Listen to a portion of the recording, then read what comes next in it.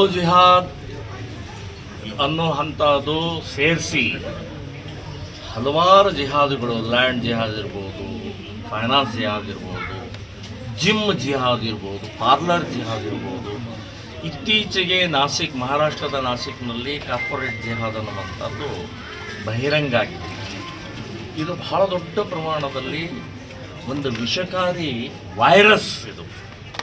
So ಈ ವೈರಸ್ಸನ್ನು ತಡೆಯೋಗೋಸ್ಕರ 2008ರಿಂದ ನಾವು ಹೋರಾಟವನ್ನು ಮಾಡ್ತಾಯಿದ್ದೀವಿ. ಕಳೆದ ಶ್ರೀರಾಮ್ ಸೇನಾ ಸಂಘಟನೆ 20 ವರ್ಷದಲ್ಲಿ 4800 ಹುಡುಗಿಯರನ್ನು ವಾಪಸ್ ತಂದಿದ್ದೀವಿ ನಾವು.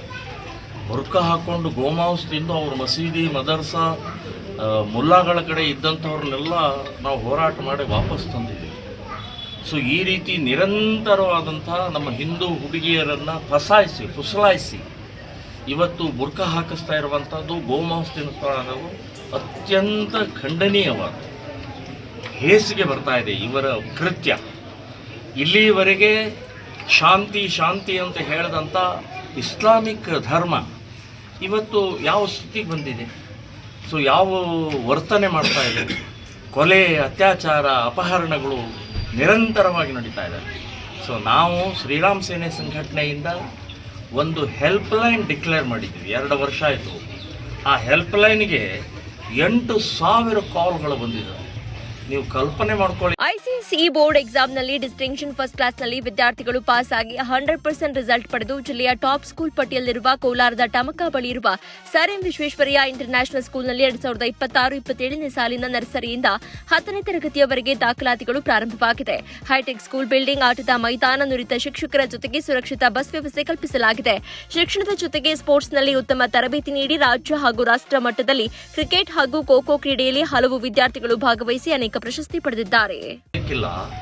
ಈ 8,000 ಕಾಲ್ಗಳು ಇವತ್ತು ಈ ಹೆಲ್ಪ್ ಲೈನ್ 2 ವರ್ಷದಲ್ಲಿ ಬಂದಿದೆ. 2 ವರ್ಷ ಆಯ್ತು ಇದು ಪ್ರಾರಂಭ ಮಾಡಿ.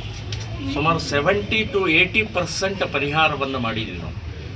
ಇವತ್ತು ಈ ರೀತಿಯ ಹಿಂದೂ ಹುಡುಗಿಯರನ್ನು ಉಸಾಯಿಸ್ತಾ ಇರುವಂಥದ್ದು ಕೇಂದ್ರ ಸರ್ಕಾರ ಬಹಳ ಗಂಭೀರವಾದಂಥ ಮತ್ತು ನೇರವಾಗಿ ಎನ್ಕೌಂಟರ್ ಮಾಡುವಂಥ ಕಾನೂನನ್ನು ತರಬೇಕು ಅಂತ ಘಟನೆ ಮತ್ತು ಬೆಂಗಳೂರಿನಲ್ಲಿ ಮೊನ್ನೆ ನಡೆದಂಥ ಘಟನೆ.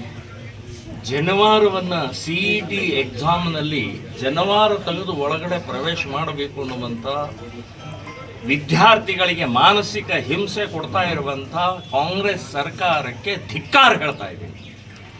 ಇವತ್ತು ವಿದ್ಯಾರ್ಥಿಗಳು ನೀವು ಜನವಾರ ತೆಗೆಸ್ತೀರಿ. ಜನವಾರ ಅಂತನ್ನುವಂಥ ದಾರ ಅಲ್ಲ, ಅದು ಅತ್ಯಂತ ಶಾಸ್ತ್ರೋಕ್ತವಾದಂಥ, ಶಾಸ್ತ್ರಬದ್ಧವಾದಂಥ ಒಂದು ಧಾರಣೆ ಇದೆ.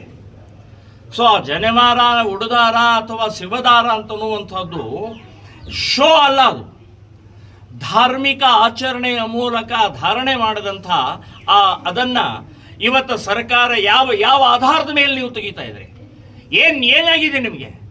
ಇದೊಂದು ಅತ್ಯಂತ ಹಿಂದೂ ವಿರೋಧಿ ಅಂತನ್ನುವಂಥದ್ದು ಹೇಳ್ತಾ ಇದ್ದೀನಿ. ಇದಕ್ಕೆ ಕುಮ್ಮಕ್ಕ ಕಾಂಗ್ರೆಸ್ ಸರ್ಕಾರ ಕೊಡ್ತಾ ಇದೆ.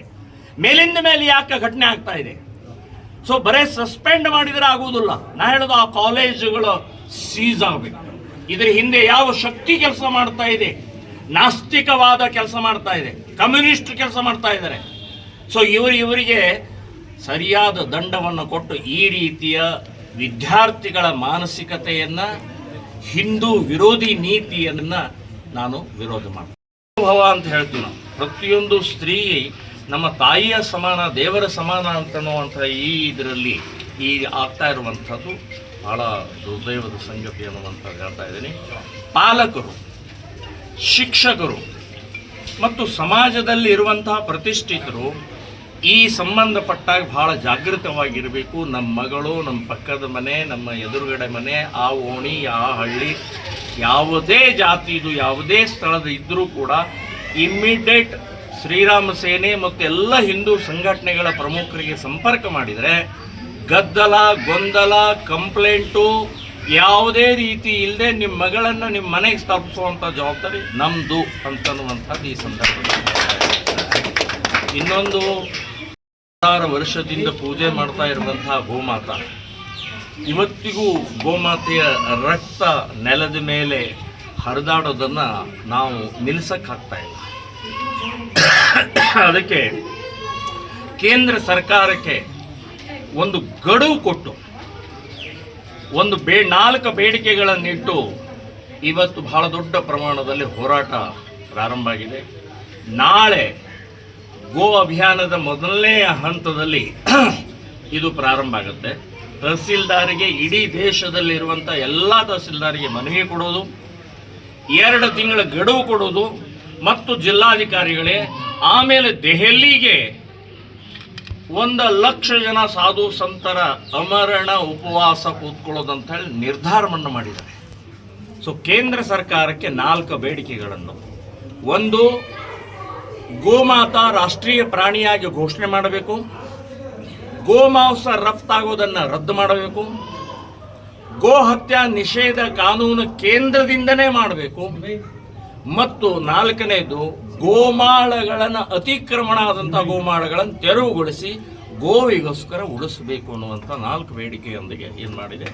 ಇದು ಯಾವುದೇ ರೀತಿಯ ಸಂಸ್ಥೆದ್ದಲ್ಲ, ವ್ಯಕ್ತಿದ್ದಲ್ಲ, ಸ್ವಾಮೀಜಿದಲ್ಲ, ನಂದಿ ಮತ್ತು ಗೋಮಾತೆಯ ನೇತೃತ್ವದಲ್ಲಿ ನಡೀತಾ ಇರುವಂಥ ಈ ಅಭಿಯಾನ.